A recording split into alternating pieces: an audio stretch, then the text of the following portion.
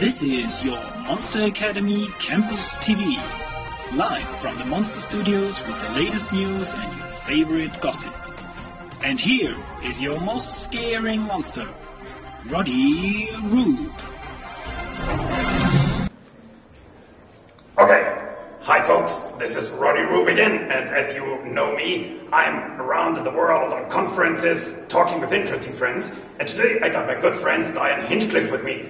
Dion Hinchcliffe, for those who don't know him, Dion Hinchcliffe is an expert in Enterprise 2.0, and yeah, well, we heard your very interesting speak at the moment right now, and I just wanted to ask you the first question. What would you recommend for people who want to change their institution to an Enterprise 2.0 institution? I mean, what's the key factor? Well, there's a number of key factors, but one of the biggest ones is cultural change around the ability and desire to share information, to collaborate together in a much more loosely coupled fashion. So instead of having very rigid lines of hierarchy and management structure, people can come together naturally, share the information that they need, self-organize in the teams and get things done. But this is not a technological change, although you do have to have technology too. It's much more of a change about how we work, how we think about motivations for sharing information, for getting things done, and where the value comes from.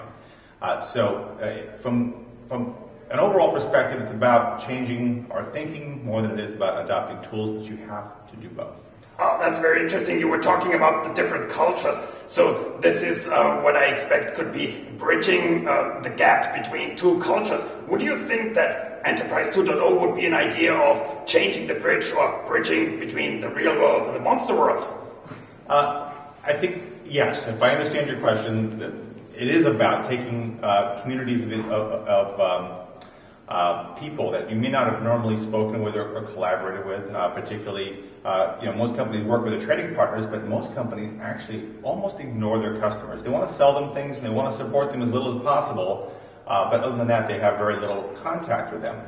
So in this new world, you're going to collaborate far beyond the borders of your organization. Not only with your trading partners, not only with your customers, but everyone who has a stake in what you're doing, everyone who has an interest in what you're doing. And it's not going to cost you very much to do this. You're actually going to get far more back than you are going to give out. So yes, I think the answer to your question is very much it's going to build bridges in ways that most organizations haven't expected and don't realize how much value is there. Oh, very good. So my last question is, what would you recommend for the first step to start it? I mean, the recommendation for your world and for our world to make the first step towards each other, what would you recommend? The absolute easiest way to do Enterprise 2.0, to quote my good friend Dion Hinchcliffe, is to do nothing at all. It's going to happen anyway. Everyone in your organization is already doing it at home and in their private lives and with their families and with their colleagues to some extent already. Half of all Enterprise 2.0 by some measures is already starting from the worker level and going on up. But what you really want to do is say, look, we want to drive this with our business. We want to set the goals and the priorities for how we go about implementing Enterprise 2.0. So what you need to do is sit down and think about, all right, what business problems do I have that involve our inability to work together effectively enough, to communicate well enough. Find a business problem and solve it. Enterprise 2.0 projects aren't particularly complex or expensive, and it's easy to try these things out, and it's easy to fail. It's cheap to fail, but you probably won't. You'll actually probably discover that your organization will work much better than it has before. Oh, wow, that's a very good recommendation. First of all, do nothing and just wait what's happening. So I'm Roddy Rube, and this is my message for here from the IDOMEA Conference 2010 with my friend Dion Hinchcliffe. Thanks, Dion, for this interview. Bye-bye.